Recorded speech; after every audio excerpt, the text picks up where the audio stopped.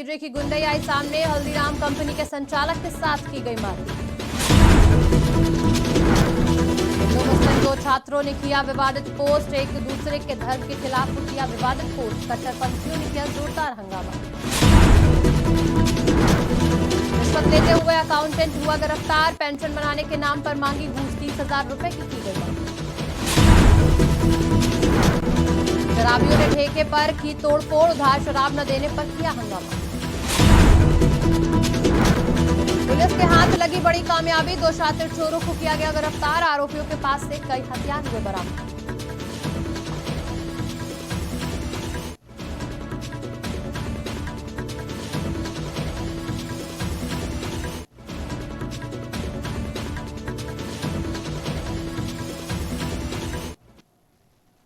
नमस्कार, स्वागत है आपका बुलेटिन में। लेकिन उससे पहले वक्त हो चला है एक ब्रेकिंग का। ब्रेकिंग में आपको बता रहे हैं जहां सरयू नदी के देमवा पुल पर मिली बाइक। किसी नवयुवक के सरयू नदी में कूदने की आशंका जताई गई। बाइक पर रखा था काले रंग का बैग। बैग में आधार कार्ड, चाबी, दवा, सिरिंज हुई बरामद। एक सेट कपड़ा भी हुआ बरामद। दस्तावेजों के आधार पर रुदौली क्षेत्र के मठौली का बताया जा रहा है युवक। तो इस वक्त की बड़ी खबर आपको बता रहे हैं अयोध्या से, जहां सरयू नदी के देमवा पुल पर मिली बरामद बाइक। लखनऊ से इस वक्त की बड़ी खबर बता रहे हैं, जहां यूपी कांग्रेस में प्रांतीय अध्यक्ष का पद होगा खत्म। खाबरी के कार्यकाल में बनाए गए थे कई प्रांतीय अध्यक्ष। अब नए अध्यक्ष के साथ पुरानी व्यवस्था लौटेगी वापस। तो इस वक्त की बड़ी खबर आपको लखनऊ से, जहां यूपी में कांग्रेस में प्रांतीय अध्यक्षों का पद होगा खत्म। खाबरी के कार्यकाल में बनाए गए थे कई प्रांतीय अध्यक्ष। अब नए अध्यक्ष के साथ पुरानी व्यवस्था लौटेगी। कार्यकारिणी जिसमें अध्यक्ष, उपाध्यक्ष, महासचिव करेंगे आदि काम।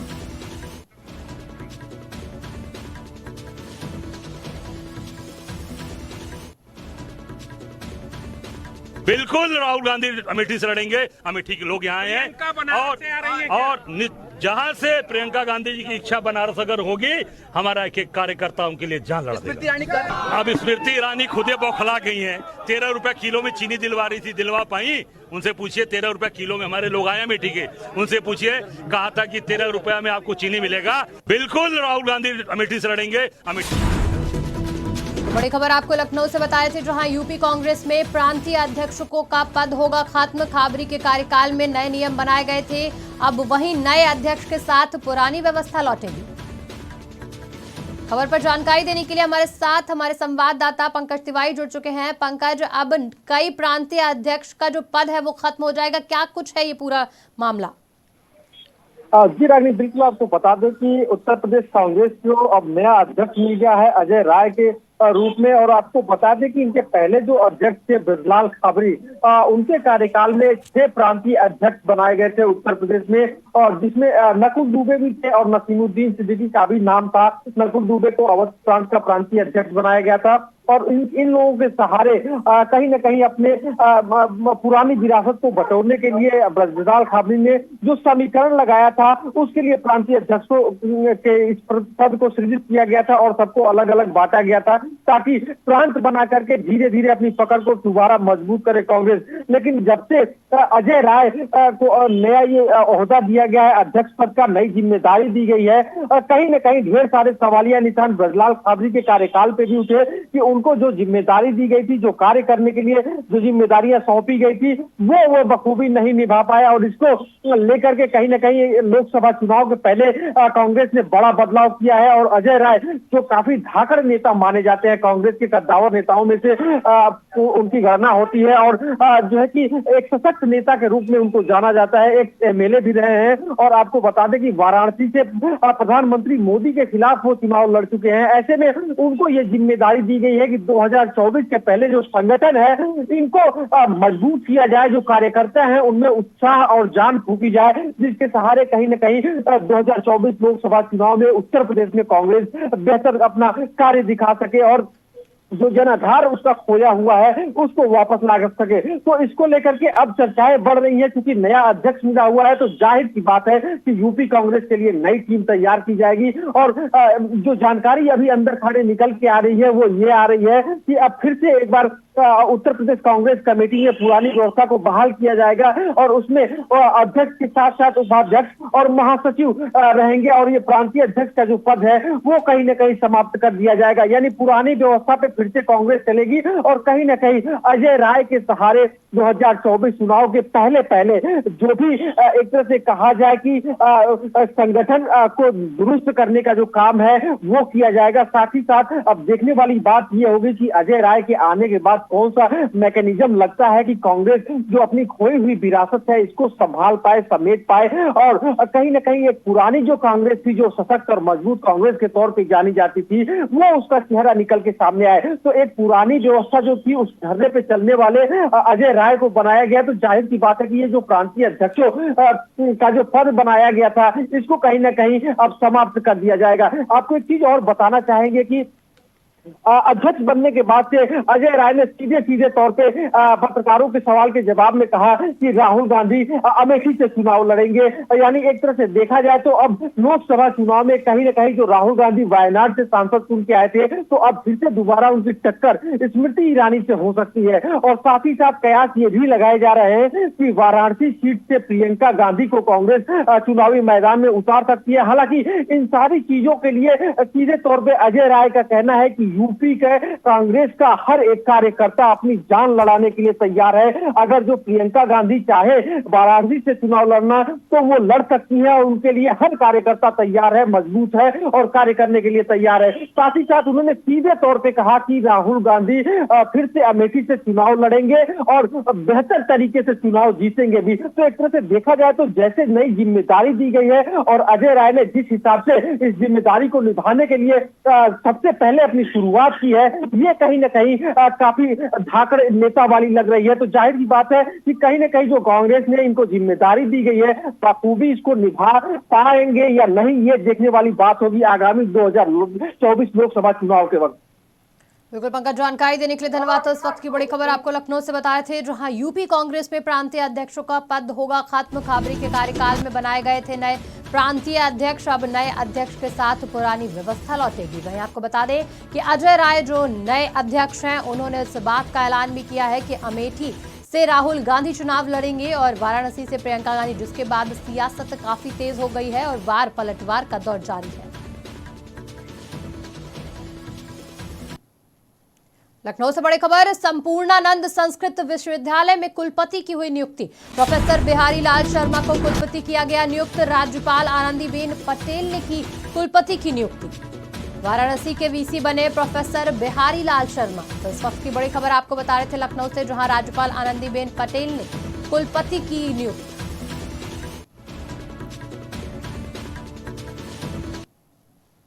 औरैया में सदर नगर पालिका परिषद के चेयरमैन के ड्राइवर और भतीजे की गुंडई सामने आई। दरअसल ड्राइवर और भतीजे ने हल्दीराम कंपनी के एजेंसी संचालक के साथ मारपीट की और रुपए छीनकर फरार हो गए, जिसके बाद पीड़ित ने थाने पहुंचकर मामले की शिकायत की और ड्राइवर और भतीजे के खिलाफ तहरीर दर्ज कराई। अब देखने वाली बात यह होगी कि कोतवाली पुलिस पीड़िता को न्याय दिलाती है या फिर चेयरमैन साहब के डर से मामले को दबा दिया जाता है। अमनू गुप्ता के द्वारे से अपना हल्दीराम का पेमेंट लेते हुए निकल रहे थे, तो भैया की पहले मारपीट इन्होंने की थी हमारे भैया के साथ में। उनका हाथ फ्रैक्चर हो गया था, ऑपरेशन हुआ उनको, तो हम आज निकल रहे थे, हम और हिमांशु साथ में थे। तो इन्होंने हमको 6-7 लोग जो थे, ओम जी गुप्ता और जम्पू, श्याम जी और जम्पू और वो क्या नाम छोटे गुप्ता, ये 3 लोग और 3 लोगों को नाम नहीं पता है। इन लोगों ने हमको घेर लिया, अड्डा उठा के मारने लगे, फिर हमारे कपड़े वपड़े सब फाड़ डाले, उसके बाद हमको भगा दिया। अनु गुप्ता घर में क्या करते हैं वहाँ पे? वो वहाँ पे एक ओम जी गाड़ी चलाता है और जम्पू नगर पालिका में नौकरी करता है। भतीजे हैं उनके, खाना विवाद कोई नहीं है उनका। भैया के साथ मारपीट उन्होंने कर दी थी पहले। विगत के 20 दिन पहले मेरे साथ श्याम जी गुप्ता और उनके कई 2-3 साथियों ने मिलकर मेरे साथ। श्याम जी गुप्ता कौन है? जो उनका इश्तिहार है। किसका? चेयरमैन साहब का तो इश्तिहार लगता है। हाँ, ओम जम्पू नाम है उसका। उसने मेरे साथ मारपीट की थी। कहाँ रहता है ये? रहता है दिव्यापुर रोड पे रहता है। अच्छा अच्छा। तो उसके बाद जमा कहाँ पे मारपीट की थी? जो लोग की थी जमान नगर पालिका के बाहर। अच्छा। तो उसके बाद चलो मैंने कहा ठीक है बैठ के बात होगी। उन्होंने कहा आप किसी से नहीं बोलेंगे। हाँ। आज उन्होंने मेरे साथ भाई के साथ मारपीट की है।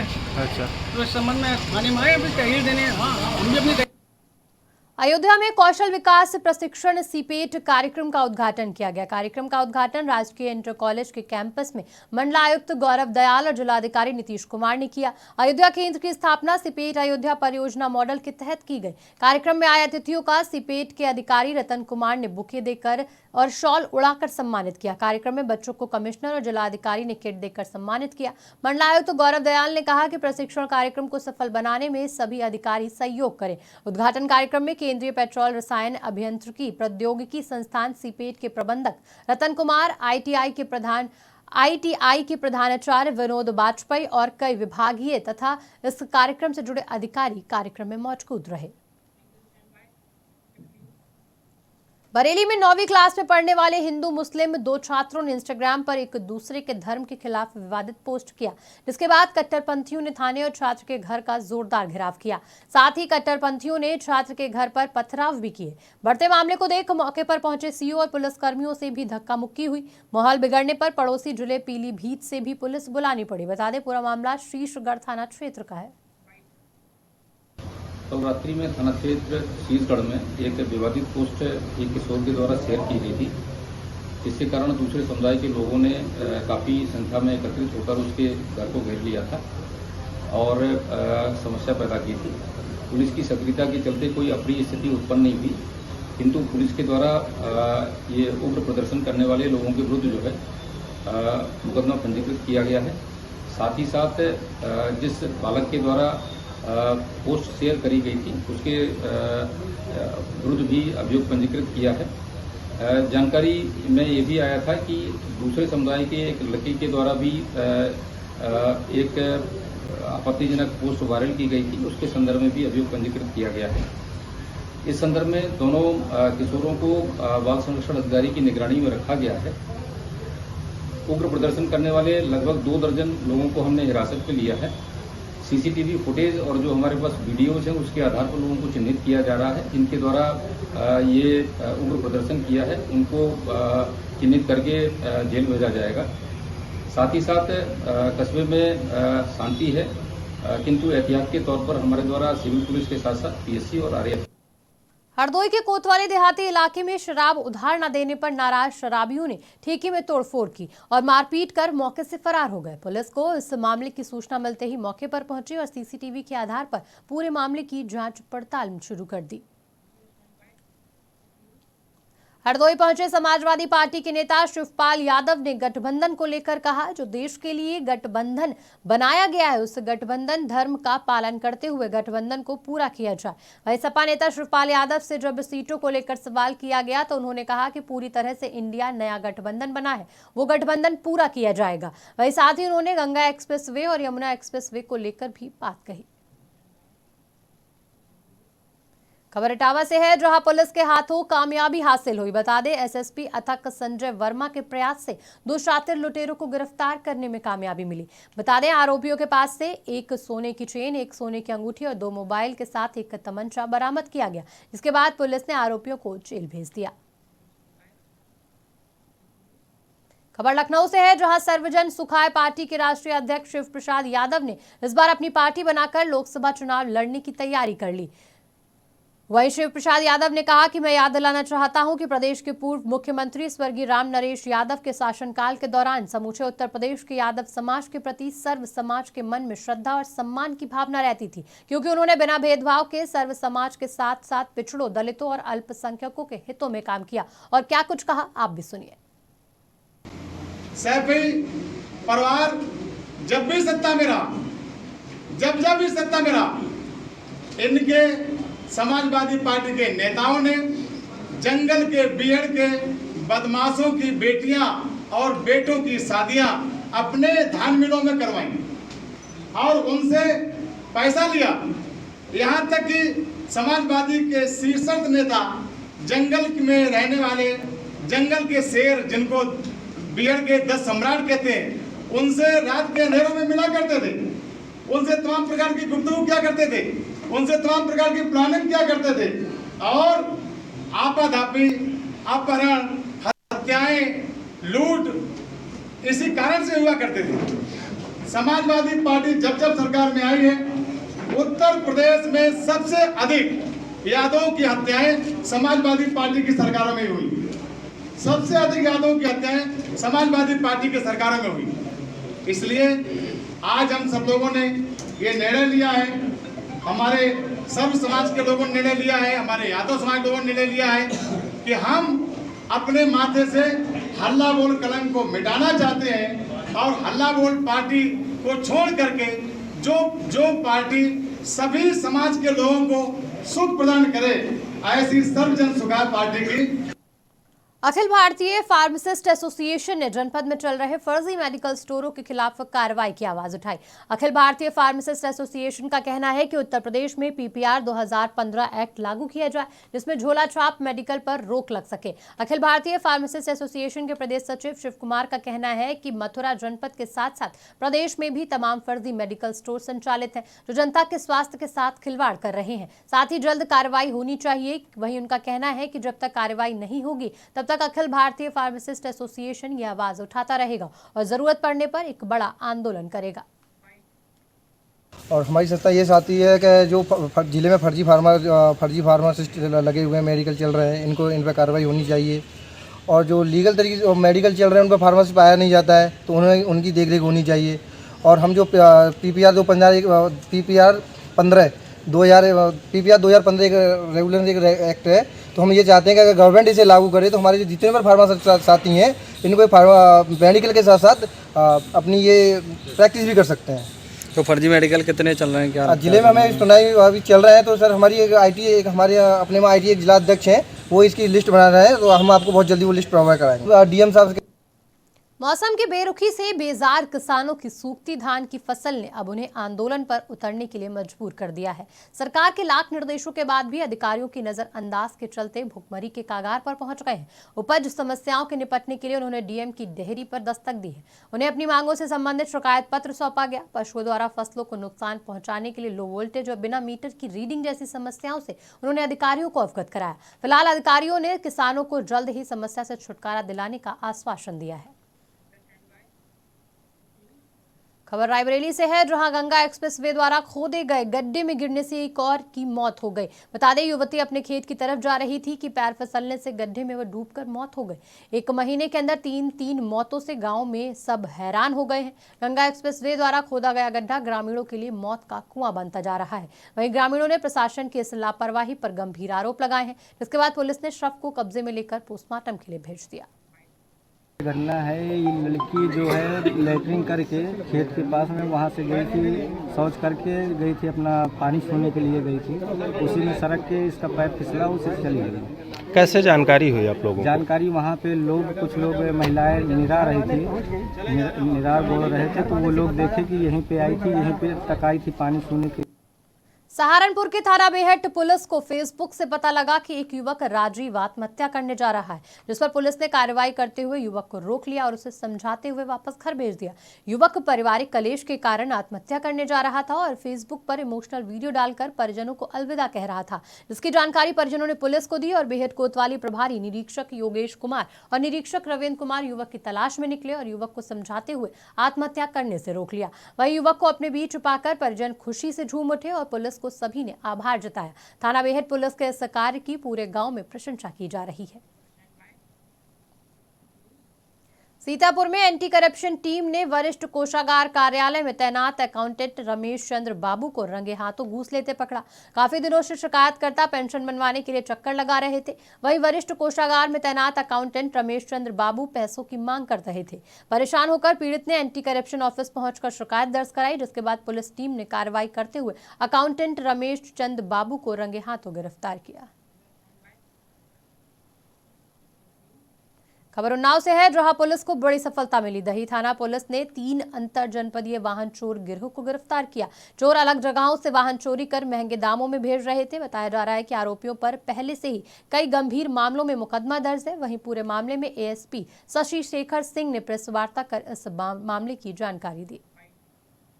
दही थाना द्वारा 3 शातिर बदमाशों को जो वाहन चोरी का काम करते हैं, इनको गिरफ्तार किया गया है और इनकी निशानदेही पर इनके कब्जे से 21 मोटरसाइकिल और 1 कार बरामद किया गया है। अब तक जो हमने जानकारी हासिल किया है उसके अनुसार ये आसपास के जनपदों लखनऊ, कानपुर उन्नाव और आसपास के जनपदों में चोरी का, मोटरसाइकिल की चोरी का काम करते रहे हैं और इन्होंने एक अपना पूरा गैंग बना करके ये ऑपरेट कर रहे हैं। इसमें कई पहले जेल भी जा चुके हैं।